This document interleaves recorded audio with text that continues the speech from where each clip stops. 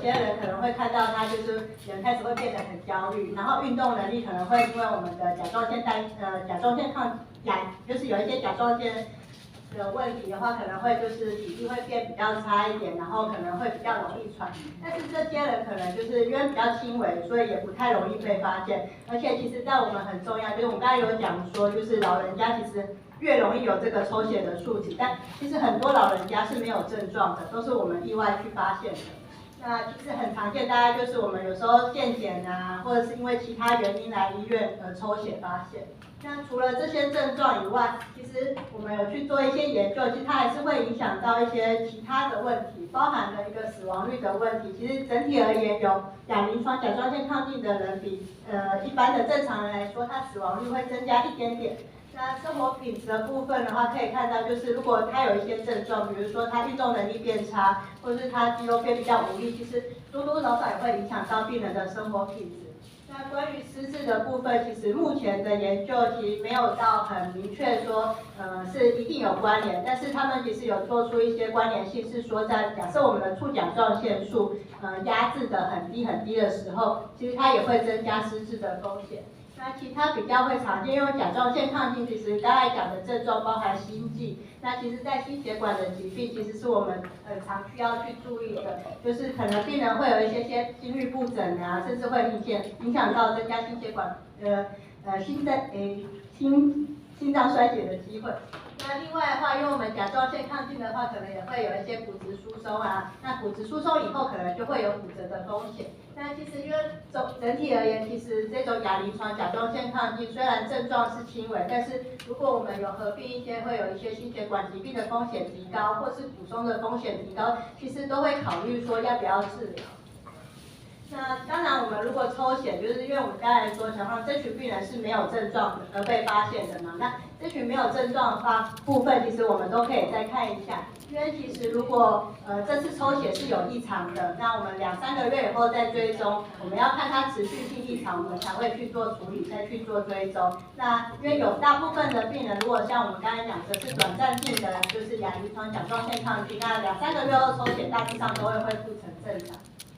那找原因的部分，其实在我们大概会做3个检查，就是一个是抽血的检查，一个就是我们会抽一个叫做甲促素结合体抗体，这个是我们在看葛瑞夫氏症的一个抗体。然后另外的话，我们可以做甲状腺超音波。那甲状腺超音波除了可以看它就是有没有甲状腺结节，就我们刚才讲的毒性甲状腺瘤，那就是可以看到它有些甲状腺结节的部分。那在葛瑞夫氏症的部分的话，其实也可以从甲状腺超音波看到一些端倪。那最后的话，可能会考虑做一些就是我们用放射点来做一个甲状腺扫描，去区分说它的原因是什么。那不过通常在我们进到我们要找原因的时候啊，因为甲状腺扫描可能会比较需要，比如说因为它有一些放射性，所以可能会放在比较后面，所以一开始大家还是会做超音波，然后抽血去看我们能不能知道它的原因。那如果找到原因以后，我们大概要评估这个人的风险，就是他得了这个病以后，他有没有什么风险？那像甲状腺结节，如果他甲状腺肿大会有压迫的话，其实就要考虑说我们是不是要做一些脖子的影像学检查，去看说他有没有压迫到我们的其他器官，包含了气管跟食道。另外的话，就是如果他有一些心脏方面的问题，就是他跟你说他会心悸或是会喘，那可能考虑就是要做一些心电图啊、超音波等等的。那如果是在老人的族群，因为本身就是我们停经后的妇女或是男性到了年老，其实它都是一个骨质疏松的高风险族群。那这群病人其实可以考虑做骨质密度的检查，来评估我们是不是要帮他把这个亚临床甲状腺亢进改成就是调整为正常的。那什么时候要治疗呢？其实因为目前没有很大规模的研究是说什么时候治疗会有好处。那原则上都是一些专家的意见，就是年纪大，假设捐促甲状腺素很低，那其实它恢复正常的机会比较少，那这时候就会考虑治疗。那如果它大概就是低一点点，那是考虑，就是可以跟病人讨论。那假设是年纪比较轻，我们就是以65岁来划分的话。假设病人会跟你考虑说他心脏不好，他会心悸啊，或是病人就是有骨质疏松的风险，或者他有一些症状会影响到他的生活。那在我们促甲状腺素低的时候，其实就会考虑就是这个人要治疗来矫正。那如果还好的时候，大家也是跟病人讨论说，他觉得他是不是想要吃药来治疗。那如果年纪轻，通常我们大概还是会选择，如果他没有症状，我们就是在观察就好了。因为在年纪轻的病人，其实他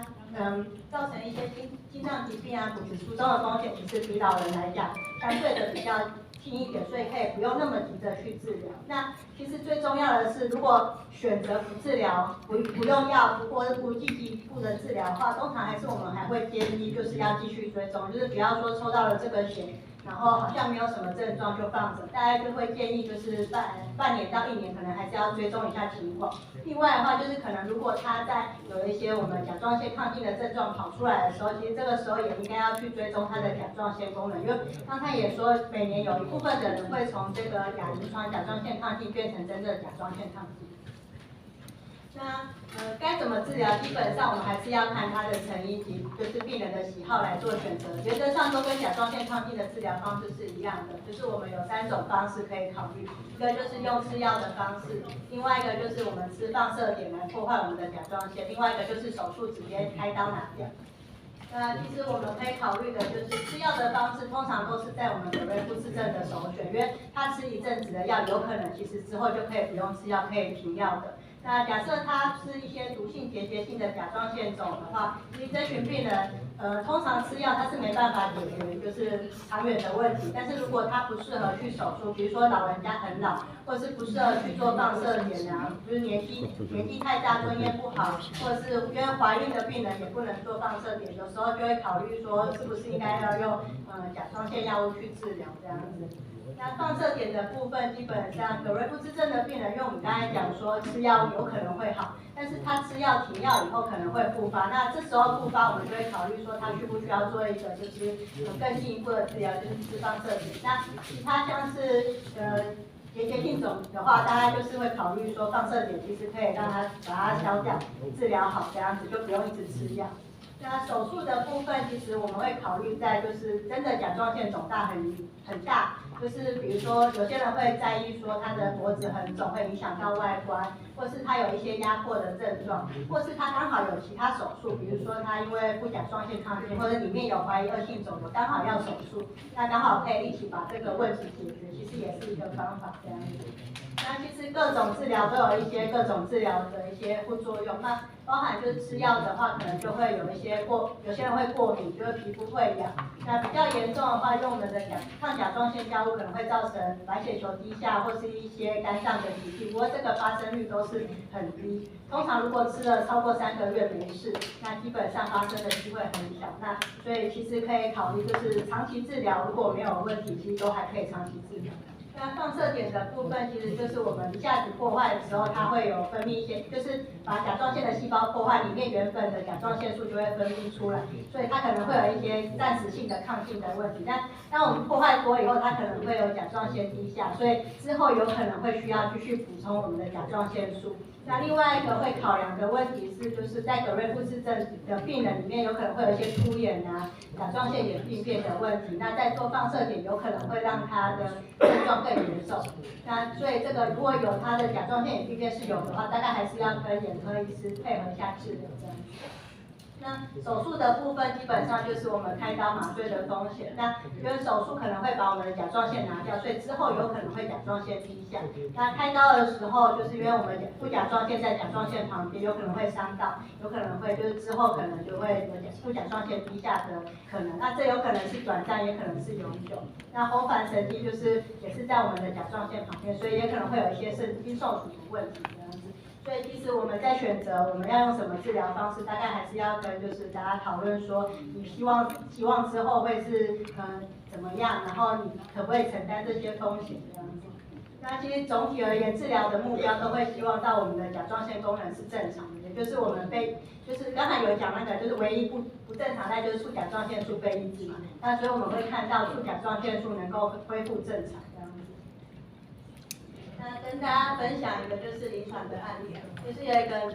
48岁年轻的女性，那她可能就是因为觉得心脏跳很快，然后到心脏科去检查。那大家抽血的部分的话，可以看到促甲状腺素是0.09，这个就是比较低的数值。那其他像游离4点啊，或是3点甲状腺素都还是在正常的范围。那因为症状其实还 OK， 他在心脏科有用一些药物可以就是让他的症状缓和，所以我们就建议他就是2个月以后追踪，那同时帮他找一下是什么可能的原因。那2个月后追踪，其实他的促甲状腺素还是低的，那就是他可能就可以诊断说他有个亚临床的甲状腺亢进。那我们帮他抽那个抗体，就是3.73，那这个是有代表他可能有一个自体免疫的体质，会让他的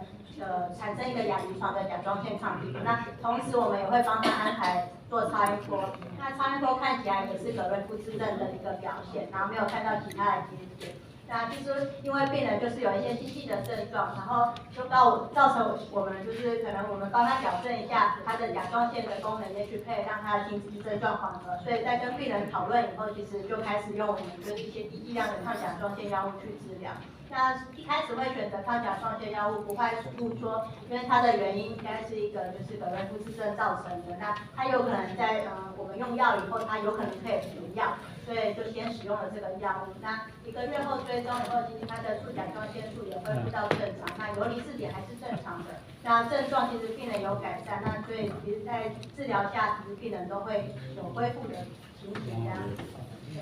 那我们今天的结论大概就是我们诊断亚临床的甲状腺亢进，就是一次的抽血其实不代表什么，通常我们要就是验2次，然后这2次可能要间隔就是2到3个月抽血，如果持续，那我们才会诊断它亚临床甲状腺亢进。那就算诊断了，那要不要治疗？其实医生也会依照病人的年纪，那我们促甲状腺数值，或是他有没有合并其他的症状来决定他是不是要治疗。那治疗方式基本上有3种，那也可以依照他的就是造成的原因及病人的喜好来做选择。那其实最重要的是，如果当下其实没有选择我要治疗这件事情，那其实我们会建议就是半年到1年，其实还是要定期去追踪他的抽血。那另外的话，就是如果有一些我们觉得是甲状腺亢进的症状跑出来的时候，其实应该要随时抽血追踪这样。谢谢周医师，那不知道各位有没有要跟周医师讨论？